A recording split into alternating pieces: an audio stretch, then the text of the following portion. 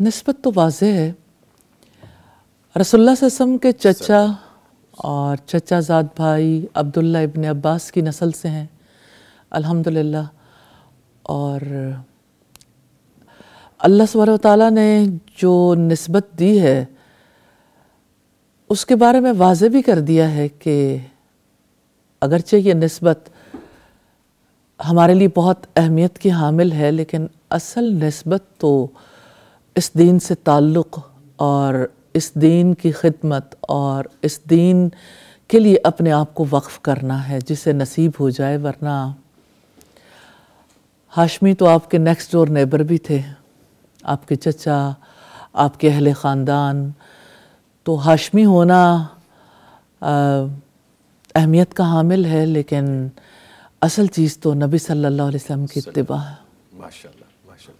اچھا، میں جب آپ کے بارے میں جب پڑھ رہا تھا اور کچھ چیزیں جب میرے سامنے آئیں، آپ کو تو ماشاءاللہ گھرانہ بھی وہی ملا، آپ کو تربیت بھی والد کی طرف سے وہی ملی، آپ نے انہیرٹ بھی وہی چیزیں کی.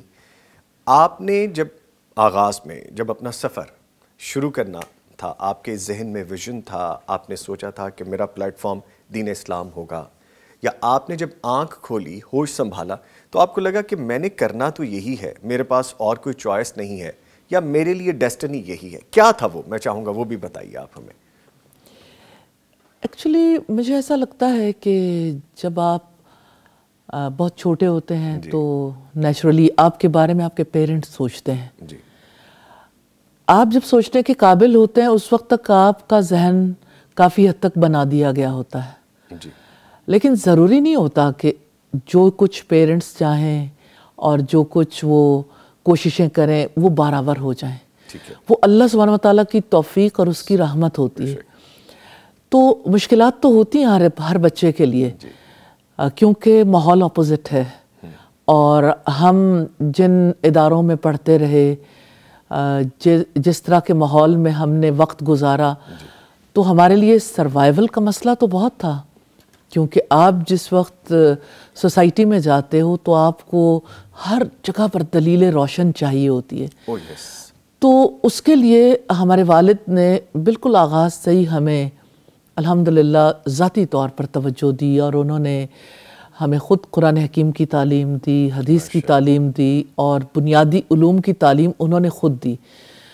اور ایک چیز جو مجھے ایسا فیل ہوتا ہے جس نے ہم بہت زیادہ ہیلپ کیا، وہ ڈیلی رات میں والد صاحب سے جو ملاقات ہوتی تھی، تو اس میں انہوں نے اتنی سپیس دی ہوئی تھی کہ ہم اپنے دن بھر کی روٹین ان کے ساتھ ڈسکس کر سکتے تھے.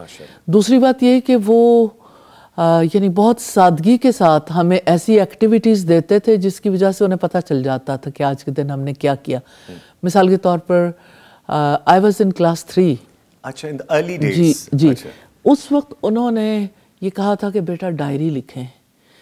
تو ہم نے ان سے پوچھا کیا لکھیں، تو انہوں نے کہا کہ جو دیکھتے ہو وہ لکھو، جو کرتے ہو وہ لکھو ابتدا میں. تو ہمیں سمجھ نہیں آتی تھی، تو ہم آپس میں بہنیں یوں کرتے تھے کہ جیسے جو کچھ ہو رہا ہوتا تھا تو اس کو ڈائلاگ کی فارم میں لکھ دیتے، فلاں نے یہ کہا اور فلاں نے یہ جواب دیا، فلاں نے یہ کہا.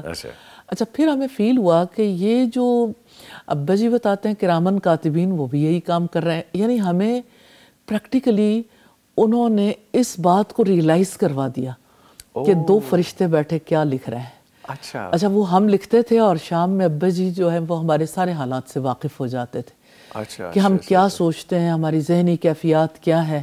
پھر اس کے مطابق وہ بہت سادگی کے ساتھ چھوٹی چھوٹی باتیں ہم سے کر لیتے تھے، تو اس کی وجہ سے ہمارے لیے بہت آسانی ہو جاتی تھی. یعنی وہ ہمیں اندر سے پڑھ لیتے تھے کافی حد تک ہماری تحریروں سے. پھر جب تھوڑے سے بڑے ہوئے تو انہوں نے ہمیں کہا کہ آپ جو اچھی باتیں آپ کو لگیں، آپ کے دل کو اللہ کی کتاب سے، حدیث سے، کوئی شعر اچھا لگتا ہے، کوئی کسی کا قول اچھا لگتا ہے، جو بھی چیز ہے، ان موتیوں کو اکٹھا کرو. اچھا. تو پھر ہم نے وہ چیزیں بھی اکٹھی کرنی شروع کی. تو اس میں مجھے فیل ہوتا ہے کہ یعنی ایک زندگی کی اٹھان ہے نا، تو اس ترتیب کے ساتھ آگے بڑھتے رہے. تو ہمارے لیے میں نے یہ فیل کیا جس طرح یعنی اسکول کالج میں گئے، پھر جس وقت یونیورسٹی جانا تھا، کو ایجوکیشن تھی. آج میں سوچتی ہوں کہ میں اپنی اولاد کے لیے حوصلہ نہیں کر سکتی کہ میں انہیں کو ایجوکیشن میں پڑھاؤں. اچھا. لیکن میرے والد نے ہمیں بھیجا، ڈیفیکلٹ تھا، لیکن یہ ہے کہ اللہ تعالیٰ کے فضل سے الحمدللہ موقع ملا، اور اساتذہ کی بڑی شفقت رہی. اور پھر یہ ہے کہ والد کے ساتھ الحمدللہ جتنے اساتذہ تھے ان کی جو توجہ ملی، اس کی وجہ سے یہ مجھے فیل ہوتا ہے کہ یعنی آپ جو ہے وہ ایک دائرے کے اندر رہنا سیکھ جاتے ہو.